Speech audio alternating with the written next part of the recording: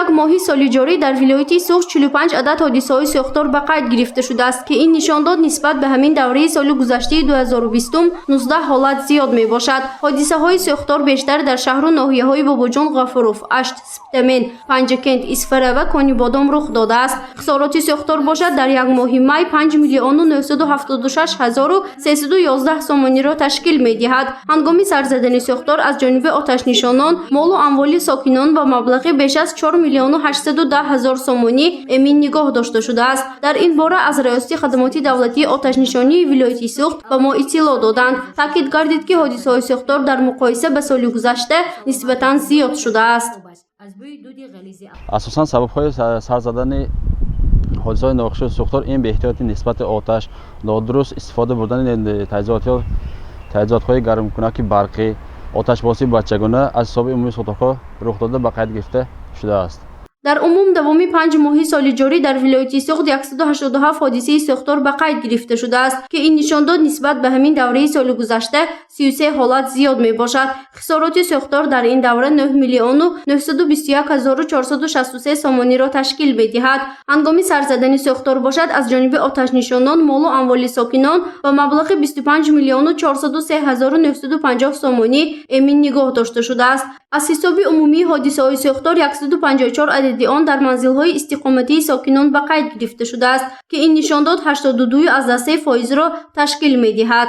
раиси хидмати давлати оташнишонии вилояти Суғд бо мақсади баланд бардоштани сифатнокии кори таъмини ҳолати бехатари сӯхтор ва баҳри равнақ ёфтани он дар оянда барои боз ҳам пурмасъул гардондани фаъолияти кори чораҳои мушаххас андешида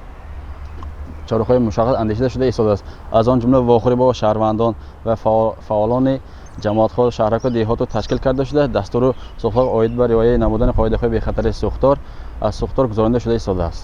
масъулини раёсати хадамоти давлатии оташнишонӣ аз он нигаронӣ карданд, ки ҳоло дар вилояти Суғд мавсими шолӣ ва гандумдаравӣ низ дар саҳро оғоз шудааст. бинобар ин эҳтимоли аз ҳисоби техникаҳои корӣ низ сарзадани сӯхтор ҷой дорад. ё худ баъди ғунучини ғалла беэҳтиётии сокинон нисбати оташ ва партофтани тамоку дар қади роҳ низ боиси сарзадани сӯхтор шуданаш мумкин аст. сӯхтор яъне дар ҳангоми дар саҳро бошед тамоми техника ва мисол нақлиётое ки барои ғунучини ғалла сафарбар карда мешавад бояд ба тамоми қоида бехатари аз сӯхтор риоя намояд. бо худ оташ хомӯшкунак дошта бошад, ҳамаи қисмҳои барқиро аз назар гузаронида, яъне искрагаситл мегӯям бояд ҳатман дошта бошад. инчунин ронандагоне ки дар шоҳроҳҳо сафар мекунанд, яъне кашидани тамоку дар роҳҳо ки беназорат партофтан аз ойнаҳои нақлиётҳои худ низ сабабҳои ба миён омадани сӯхтор мегардад.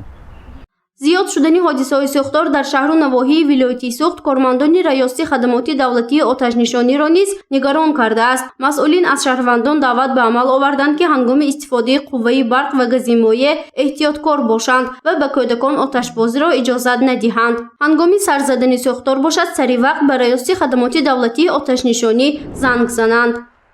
гузориши Фарзона Шамсӣ ва Насим Раҳимов барои барномаи иттилоотии хабар.